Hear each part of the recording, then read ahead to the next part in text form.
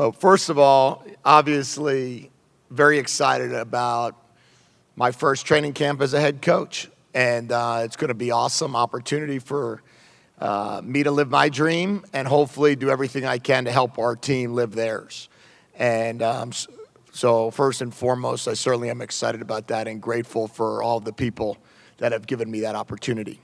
Next thing I would say is that our team is in a very good place right now. They're very healthy. I expect to have 118 players the first day of training camp, and I expect them to be pretty close to almost all of them participating, give and take a couple here or there, which is really based upon how well they trained in June and July to allow that to happen. Our strength and conditioning coach has done an amazing job, Tyler Owens and his staff, and then our training staff has done a great job of getting them ready to go. So excited about our players being ready, being healthy.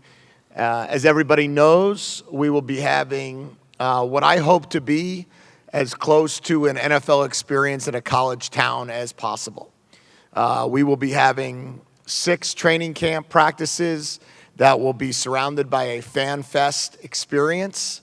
The experience will be right out here behind our practice field, and there should be everything from jump houses to opportunities to throw footballs to 40-yard dash to face painting to caricatures and everything in between.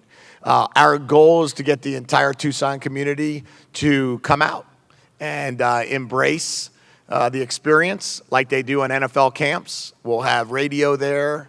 We'll have DJ there. We'll have music. And obviously, it's free. And then practice is wide open after that. If it's a morning practice, we'll have our players sign autographs afterwards by position group. I'll put that out on my social media on who's going when. If it's an evening practice, we will not stay after to sign autographs.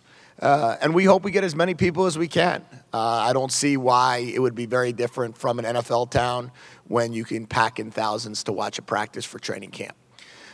These will be our final set of practices that are open for the season.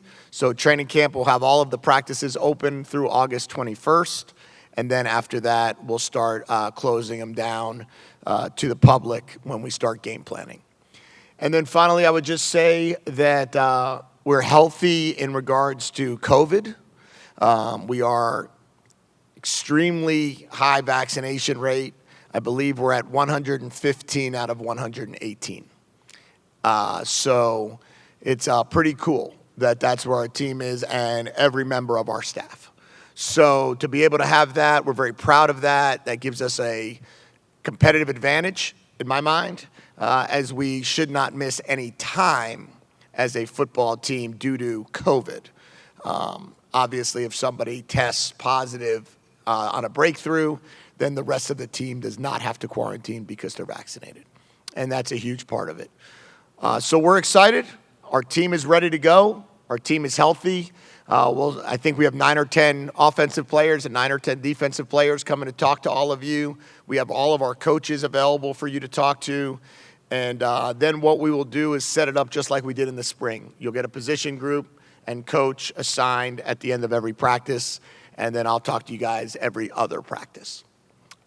Okay, so we'll take it to questions, and excited to see all of you back in person. All right, questions? Go ahead, Jay. What's the first order of practice, first week of practice that we like right? Well, we're going to start with fundamentals. It's really important for us to be great at the fundamentals. We understand as a coaching staff that if we can't win that part of it, we won't win much. So we're going to spend a significant time on the field. We'll be practicing pretty long and be focusing extensively on fundamentals early and then work our way through till we start getting to the more physical practices. We'll be in helmets the first 2 days, shoulder pads the next 3.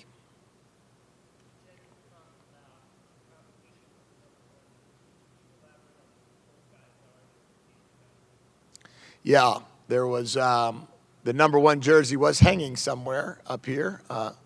Where is it? Oh, it's behind the balloons. It's behind the balloons. I couldn't find it for a second.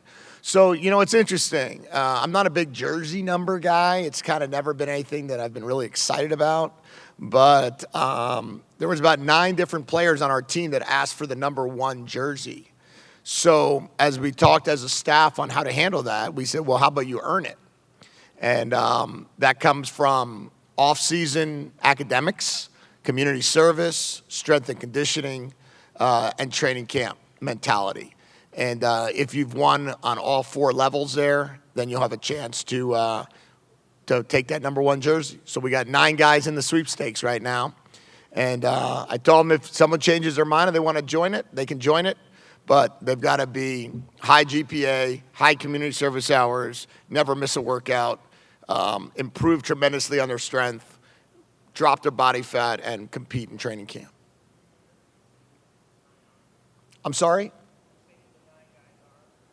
I'd have to remember them, so no, I can't. Anyone that raised their hand in a team meeting when I said who wants the number 1, and I think I counted 9 guys.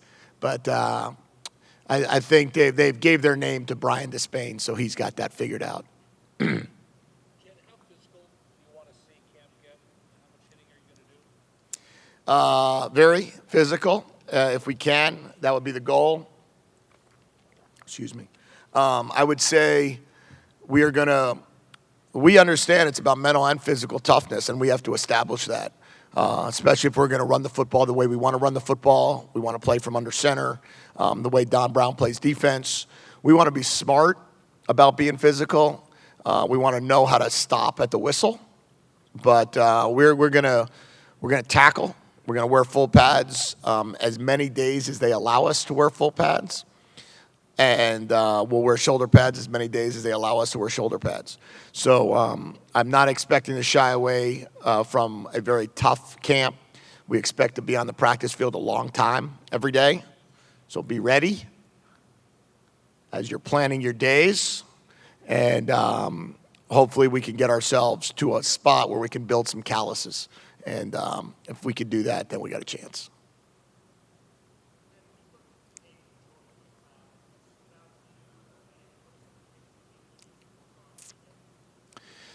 Yeah, well, he's got a really nice touch when he throws the football, and he's able to throw the ball from in the pocket and outside of the pocket. And he's able to make some plays that are off schedule, which you really need to do nowadays, really at all levels, certainly at ours. He's able to drop the ball in there, and he has experience where the other guys don't have starting experience. He does. And he threw 5 or 6 touchdowns in a football game against Central Florida. So a rivalry game, and he can go out there and throw for 470 yards and 6 touchdowns, I think. So he's got some moxie. And that all showed up on the film. So looking forward to watching him compete. We will go a third of reps for the first 5 practices. And then we'll reevaluate where we're at that point. Yeah, so when I say off schedule, I'm referring to if it's not in rhythm, if it's not in perfect timing. We all like to think we can get everybody open right away, but a lot of times that doesn't happen. Something's different than what we expect, and therefore he would have to exit the pocket or make some plays outside of it. Can you talk about the personalities of your 3 quarterbacks that are in the room? What are they like demonstratively? Are they leaders? Are they loud guys? Do they lead by example? Yeah, they each are unique. With Jordan, who's new to the room, he really has a nice, quiet confidence about himself. I think probably the more he's around us, the more comfortable he is with his teammates. I've never seen him throw a football yet, so I know they have, but I haven't. So I'll be interested to see what he brings. Gunner, we all know Gunner. Gunner is very confident. Exudes it, is boisterous, has a huge smile all the time, really enjoy being around him. He's very contagious energy. And Will is pretty serious. He's very willing. He has incredible work ethic. And he comes to play every day. And right when you watch a practice and feel that one guy might have had a better day, the very next day, that next person steps up. So we got to figure out pretty quickly who's going to be our guy and then start getting him those reps. What has the communication been like with Jordan since the end of spring game? McLeod? It's been really, really good. Once he got on campus, we were able to spend a significant, whatever that is, 2 hours a day with him, or 2 hours a week, with him. And then we were able to have our strength and conditioning coach spend another 6 hours with them. Our players do player-run practices, and they're able to really help teach him the offense. He has access to an iPad. He has access to a notebook, which has all the offense, and he has access to all of our film. And with that being the case, he's been able to catch up pretty good and excited for tomorrow evening when we start.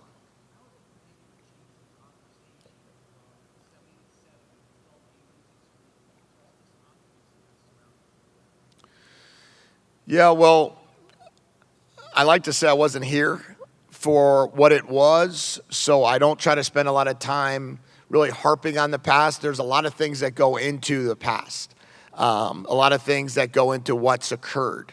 And I don't know a lot of the details, and I don't know exactly what went into the results. I do know that, leading into week one or probably going into week two, everybody felt pretty good about the team. A 3-point game going to the very end against USC, team that went on and won the Pac-12. I'm sure they felt pretty good that it was a good football team. As things started, going away or deteriorating and injuries and COVID and everything else, things got away from them. But we remind our team that we need to start winning. That talking season has come to an end today, and now it's time to start putting up and doing a good job of putting up a good fight. We have 17 transfers that have joined our program. We have 16 high school kids that have joined our program. We have, I believe, 6 or 7 players that opted out last season that are returned to our team. So there's probably about, let's call it, 35 to 40% of our players that weren't even a part of the game against the team up north last year, and nor were a part of the losing streak. But, and that's the same that goes for our staff. So we kind of all are coming in fresh, coming in optimistic, and we also know that all signs are pointing to people believing in our program. Recruiting signs, donations. We've been able to do close to $6 million of renovations in our football facility based on privately funded donations since I've arrived. So all of that optimism, I think, gives kids a chance and belief.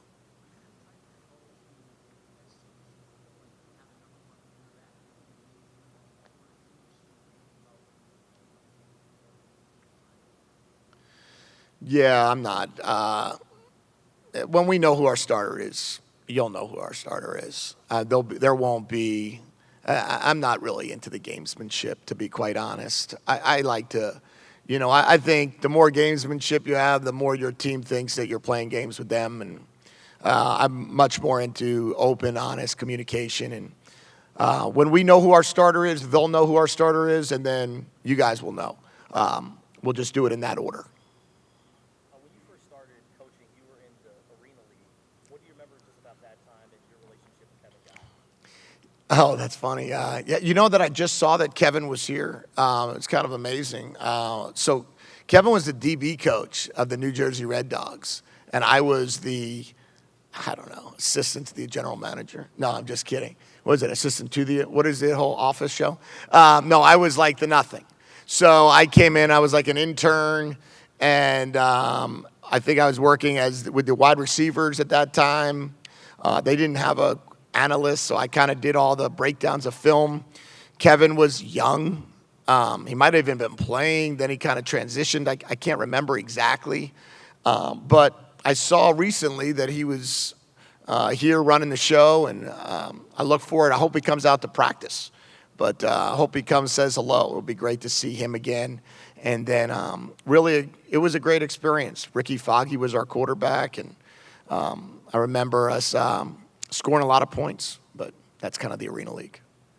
Jed, we know about the quarterback battle. What other positions do we need to keep an eye on as far as battles and depth charts and such? I'm really excited about, the canned answer would be all the position group battles. And there will be some good ones at running back. There'll be a good battle that'll take place at the running back position, which is a unique one similar to quarterback, where there's only one that will be in on the field at a time. The other battles, I would say, we'll keep an eye on is the safety battle. We've got a lot of guys that are competing to start at safety. Right now, I would say there's probably 4 or 5 that believe they could compete and start there. And probably our linebackers and pass rushers. So it'll be a pretty good all the way through. I think we have a pretty good idea who's going to be our starting 3 receivers. Give and take. We'll compete a little bit, see where Jamari's health is. And then I would say other than that, we kind of have a good idea. With all the NIL talk and all that being thrown around recruiting and beyond that, how important was it to get the edge program in there and kind of make that a big deal? Yeah, the NIL is it's really interesting. First thing I told our team is you better win or no one will care. That's the first thing. And then the second thing is you better be good as a player or no one's going to pay you. But once you get over those 2 simplistic approaches there, what Arizona has done with the Arizona Edge program is we've created in-house our ability to not only have a marketing let's call it branch for our players, but also a legal branch, also a financial branch. We're able to work together with Eller. We're able to work with our law school. We're able to work with our communications school, and we're able to work with our advertising. And to use all those branches that have all been brought together from Brent Blaylock, who's kind of heading it up, it allows us to really have a lot of arms and reach. The next thing we have to do is help our players market themselves, which is why we're building a TV studio in our football office. We're hiring a team reporter who will announce on Friday. We're going to hire a coordinator of social media who will be taking applications for. We'll be hiring probably a few other positions to enable us to help promote the brand of our players. So then when that occurs, they'll have more opportunities as we can help educate them through the Edge program and then market them through our own upstairs. As you get ready for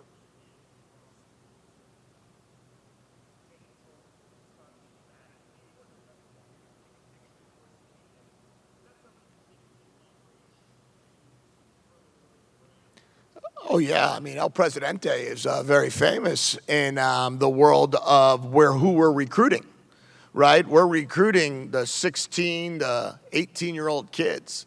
And then you have your transfer portal of 18 to 22-year-olds, right? Barstool Sports is extremely highly viewed on everybody's Instagram and Twitter accounts. So when you have that happening in your hometown, in your home stadium, that you have the Arizona Bowl named after it, it is an incredible opportunity for us to just continue to leverage the NIL aspect of it, and that we can try to marry in the ability to have Barstool now on campus, bring them back, do some pizza competition, whatever it is that we need to do to make sure that we can really work together with them. And my goal obviously is to roll out the red and blue carpet next time they're on campus and get them to be a part of what we're doing. So as you get ready for the first practice, like you said, hockey season's over. You could share with us the theme, maybe not necessarily the verbatim message, but what's the theme that you're going to tell them as you gather for the first workout? Yeah, well, I would say that the first thing I would tell them is that no one's ever drowned in their own sweat. So camp is going to be hard. Camp is going to be tough. And we're going to do everything we can to create an environment of competition.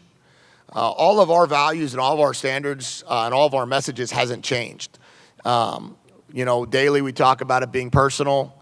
We talk about our 5 values as a program to raise up with respect, accountability, innovation, selflessness, and enthusiasm.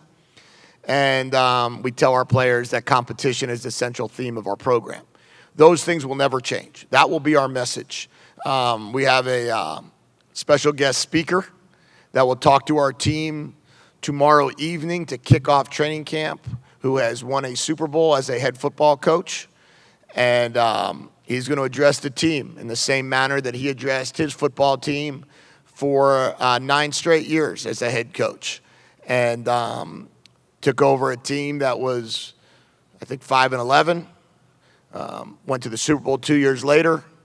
To go 7 years after that, we were 5-11 again and went 13-3 the next year and went to the loss in the AFC playoff game against the Colts, who won the Super Bowl. So we're going to find a way to continue to build our message, build our brand of becoming a pro, and recognizing what it's going to take to get there. And we know it's not going to be easy.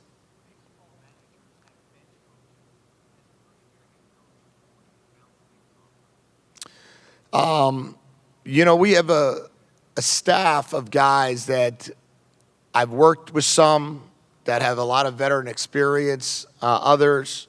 I would say, with my relationships, there's certain guys on our staff. Dwayne Walker is one who was a Division I head coach at New Mexico State. He and I coached together at Jacksonville. He and I have known each other since 2004. He's always been a good sounding board for me. Obviously, Don Brown, I was reading yesterday and talking to a recruit, that Don's done 45 years of coaching college football and put 29 players in the NFL draft. And he's someone that, I bounced many things off of, was a national championship head coach at UMass. And then, Brennan Carroll.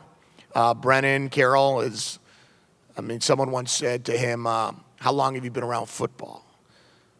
Not exactly sure you asked that question, but the answer would be since day one, I would think, for Brennan. So the fact that he's a great resource for me, as well as is Jimmy Doherty.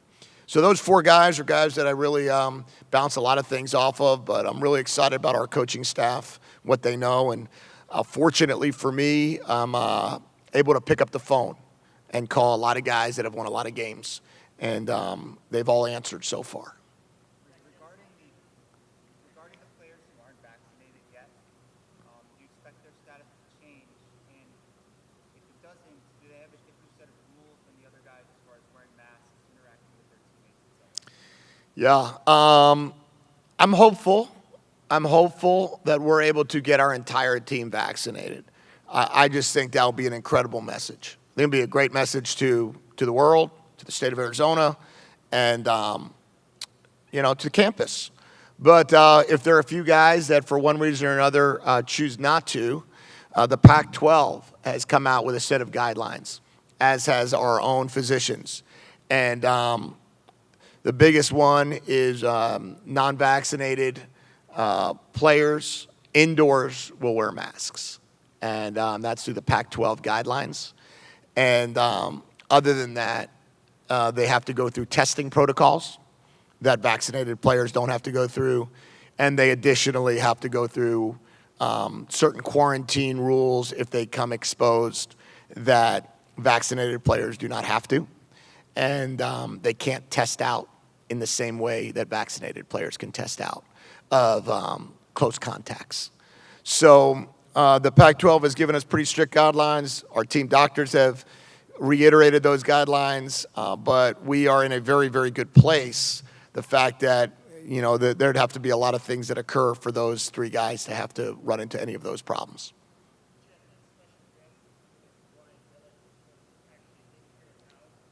No, we've been using Zoom for the most part when it comes to asking our speakers currently to speak to our team. There'll be 1 or 2 guys that will come in here. Last week, we had Howie Roseman, the general manager of the Eagles, speak to our team. And he did it via Zoom, and we'll continue to do that with our speakers for the most part. We did have the Surgeon General, Dr. Carmona, here in person, which was great. But, tomorrow night, Coach Billick will be via Zoom.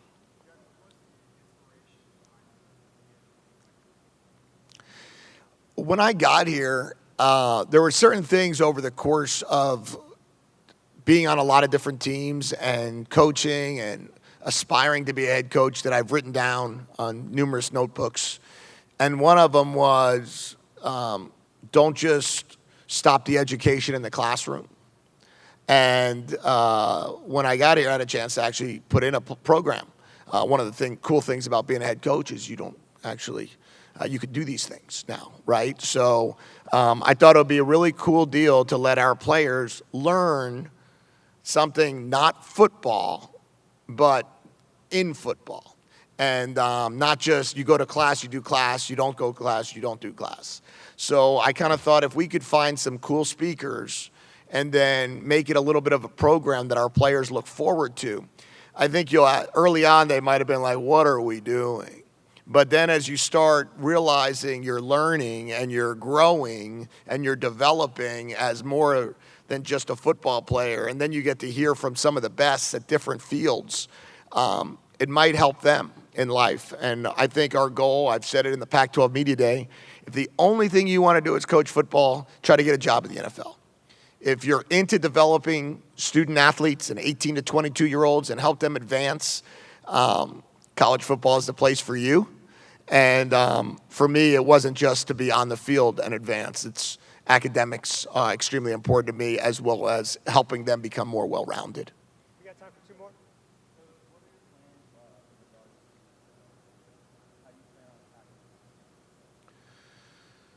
Music to my ears right there. My plan for the Zona Zoo is to do everything I'm humanly allowed to do to make it the greatest experience for our students.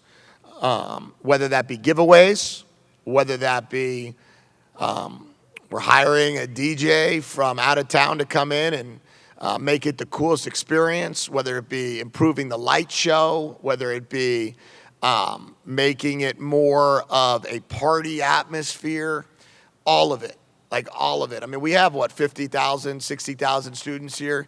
I mean, all we need is 10,000 of them, and we could sell it out in the Zona Zoo. So I would love for people to be standing on top of one another, having the best possible time they could possibly have. And if we can make the Zona Zoo the best party in the country, then I don't have to read that ESPN College Game Day doesn't have us in the top 5. I saw today we were not in the top 5 of college towns. That was devastating to me for ESPN College Football. I saw they ranked the Grove number 1. So I don't know if it's the mall. I don't know if it's the desert. I don't know what we want to call it. But I think we need to make this environment here in Tucson the absolute best football environment in the country. And there's no doubt in my mind we can do it. What inspired to put a barbershop in the football facility? It's kind of become this thing around other programs. Imitation is the greatest form of flattery. I'm just imitating what I saw a bunch of other programs do with barbershops, and players liked it. Players seem to think it was cool to be able to get their haircut right before they go on a road trip, clean themselves up. Image is everything, I guess, and the guys felt as if they look good, they'll play good. So I'm all for it. You ever get a haircut? I did. What do you think? Do okay? So I did get my last haircut was in the barbershop upstairs. So we'll see. Maybe we'll do a giveaway, media giveaway. Guy that's at the most amount of practices gets a free haircut in the barbershop. I dig that. Lev, you're eliminated from the competition. All right, thanks, guys.